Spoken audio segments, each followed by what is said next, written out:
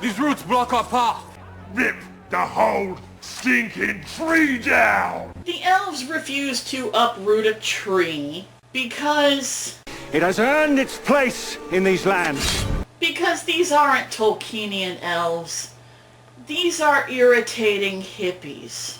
And in response, the orcs give them water, then randomly execute one by cutting his throat while he drinks, because that makes sense.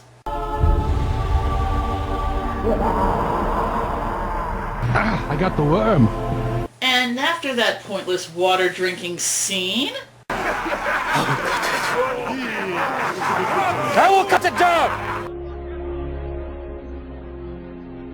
I do not know the way. Maybe use the sharp end of your axe. Yeah, fine. Whatever. And, oh no, back at Numenor, it's Galadriel again, and she's parkouring all over everything. She's just so amazing. And Elendil has to show up and talk her out of stealing a ship. Yes, the human has to talk the ancient elf out of doing stupid things because... I have a daughter who runs fast and a son who runs blind. Your eyes bear a striking resemblance to both. Elendil, you must think very little of your children. Anywhere is better than here. Yep, you got a real dump there. Good God, this character is a hag. So Elendil offers her a ride to the library, and much like me, this makes Galadriel very happy. Much unlike me, happy Galadriel is... kind of spooky. Treacherous is the sea!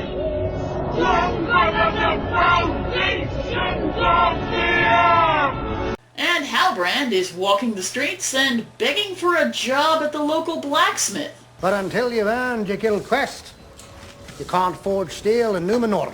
Wow, this Numenorian is less reasonable than the villain of Ratatouille. How dare you hire someone without my permission? We needed a garbage boy.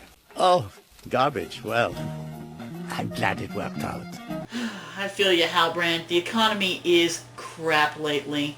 Then he, well, nearly gets in a fight with some rowdy locals, but manages to defuse it. Again, Halbrand, the nobody mortal, and if you know, you know, is better at diplomacy than the Lady of Lorien and daughter of Finarfin. And while he's buying drinks and making friends, he steals a guild badge off one of the guys. And, well, he doesn't get far with it. Why is this theft immediately detected, but not the knife one? It's the plot. At any rate, they catch up to him in a back alley and... Whoa! That was sudden and brutal. Which actually plays into the future. Wow, I didn't think I'd be doing this, but well done, Rings of Power. You got a few claps. It's a well-shot fight scene, it's decent foreshadowing, and okay. For once, you get points. Let's see how long they can keep. And cut back to Galadriel. Ah! Really? That seemed awfully quick. You knew Elros. An uncommon spirit. But I was always closer with his brother. Look at this painting. These two are supposed to be identical twins. Oh man, it's a shame they couldn't get the guy who played Elrond in this episode so that he could play his twin brother too. Oh wait! If only we'd had characters who were around at the founding of Numenor, we could have seen this happen. Oh wait! Nope, because the Second Age is a long frickin' weekend!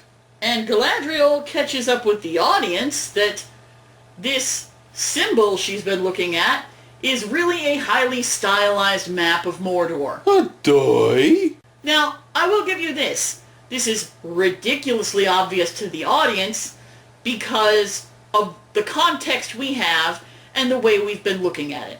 It wouldn't be ridiculously obvious to the characters. Unless they studied maps while touring the entire world hunting Sauron. So you didn't use a map all this time you were hunting Sauron? Were you just playing like a player plays Zelda, only badly? Also, this librarian is amazing. As a librarian myself, I have to give this guy props. I mean, one time I was able to email a student their interlibrary loan request within 17 minutes of them making it, and I felt good about that. But this guy, inside of one scene, she hands him the paper, and without any computer search tools, he finds her the one reference to it in his whole damn building. You, sir, I take off my hat to you. You are unfucking believable. Oh, no, Matt.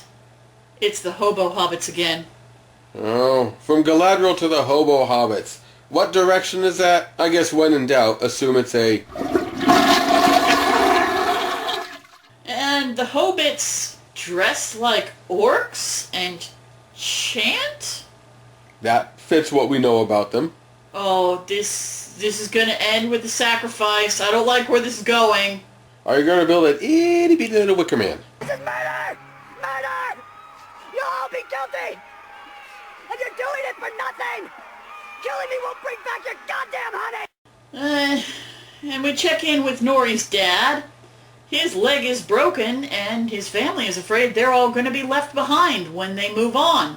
What kind of monsters do you think you travel? Tomorrow we depart as planned, and the Brandyfoot cart will be with us, at the back of the caravan. At the back? Wait, you'll see. So, not Frodo and not Sam want to help not Gandalf find his stars. And in order to facilitate this, Girl Frodo breaks into the chief's little wagon to try to steal his star book. And this results in unfunny hijinks. Yes, I know you're trying to be Merry and Pippin stealing the firework. I know you're trying very hard. You are failing! So head hobo hobbit honcho nobly remembers they're lost and fallen. That they, let fall. And left there. Miles Brightapple. Stuck in the snows of the mountain pass. We wait for you. No, you don't wait for them. That's literally the problem. That's why they died. Because you didn't wait. No, not all. The ones attacked by wolves and such, you can't blame them for, but the ones who broke their legs and we just left behind, you get the blame for that. I just don't understand this refer. You literally didn't wait for them. It's easy to have revisionist history with the illiterate. No matter how much you repeat it, it doesn't make it true. So, not Dolph is looking at the page, and he apparently recognizes some of the constellations on it, but apparently he has learned nothing from this experience to inform his library etiquette in 3,000 years, because... Yeah, see, this is why we don't study over open flames, Mithran, dear. The great dipshit. That is what they called me. And of course, he gets discovered by the rest of the Not Bits. There's unfunny hijinks, and Girl Frodo and her family are exiled. Oh, no, wait. They commute her sentence. Not exile, just back of the wagon train. Also known as decoy patrol. Because if you won't, wait for them, they're just going to end up further and further and further behind until something eats them. So, how is this mercy again? Oh, because they won't consciously do it, so they won't feel bad. It's mercy for the leaders. Oh, and yeah, later they can memorialize them and feel good about it. Oh, God.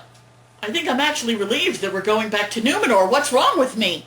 Well, there are some decent characters in Numenor. Of course, Galadriel's still there. Ah, but see, Galadriel's not in this scene. That explains the relief. Okay. I'm understanding the relief now. Although we are talking about Galadriel, Elrond is discussing her with his kids. Whenever Poochie's not on screen, all the other characters should be asking, "Where's Poochie?" And Isildur wants to drop out of sailor school. The past is dead. We either move forward or we die with it. Oh yeah, this certainly sounds like the spirit of Tolkien, this right here. Mm-hmm. Well, let's see. We can quote two different people. J.R.R. Tolkien, Kylo Ren. Tolkien. Where does my allegiance lie if not here? This is the city of the men of Numenor. I will gladly give my life to defend her beauty, her memory, her wisdom. Ren. Let the past die. Kill it, if you have to. Ren, what the hell is the matter with you, Amazon? So Isildur wants to quit his job, and Aarion is just starting a new one. She just got into the Builders Guild thanks to Galadriel? Did Galadriel do something nice? Only for another girl. Oh, right. Yeah. Women in STEM. And, oh no, she's back. She's visiting Halbrand in jail. Please tell me this isn't a conjugal visit. Oh, thank God. She just wants to nag at him about his necklace. So, very typical. You need to do things for me. Me. A cage you have landed in because you chafe under the rags of the common. Oh yeah, nothing like a hero who disdains commoners. That's what we want to see in our protagonist. And again, very true to the character from what we see over Next Age. Even the smallest person can change the course of the future. Ah, I saw that you have Emblem of Thing. That means that you must be ruler of Thing. Not that it's something you just picked up on your travels, as he tells her. Apparently your t-shirt means that you're part of the 501st. Yes. And Galadriel talks Halbrand into going back to Middle-earth to reclaim his supposed birthright. Remember this. It'll look way worse later. And Tar Miriel visits her father? The deposed king? No. If she's queen, he's dead. Why is he still alive? The elf has arrived. It's not canon. It's not canon. It doesn't make any sense. Move on. And we're back to the not bits, and unsurprisingly, Nori's family falls behind and nobody waits for them. Nobody goes off trail. That's right. Man, this sure looks like people walking alone. And from somewhere, fake Gandalf shows up to help them. Was he in the cart? That would explain why they fell behind if they have to carry a full human. Look, show. Again, just because the camera can't see it doesn't mean the characters can't. Do you not have object permanence yet? Are you like one? Well, you're right like you are, so... Oh, it's the best storyline this episode. Okay. Alright, this is better. We're back to the orc tunnels. The elves try to fight back and escape. Ooh, wow. Impressive hit, and just imagine how much more effective it would have been if it actually connected.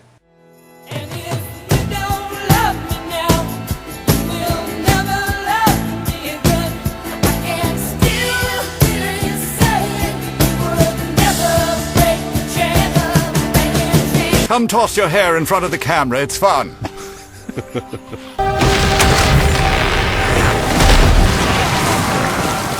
The power of all fabric bleach!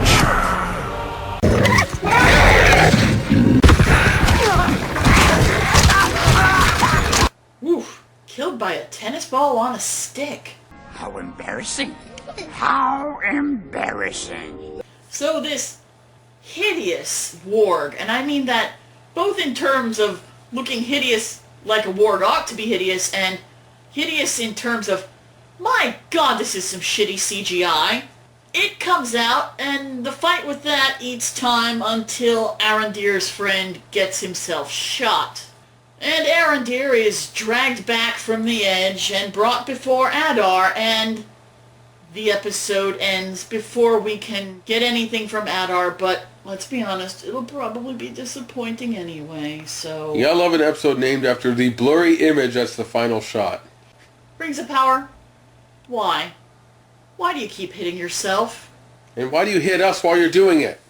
Why are we doing this? Let me go! You know, this is getting to the point where it's not even fun anymore.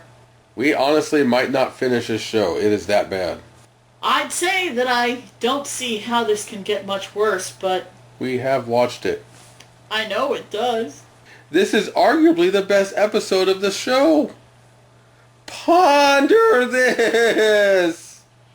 Ponder, weep, and await the next time that we visit the hell that is Rings of Power. ROP! ROP!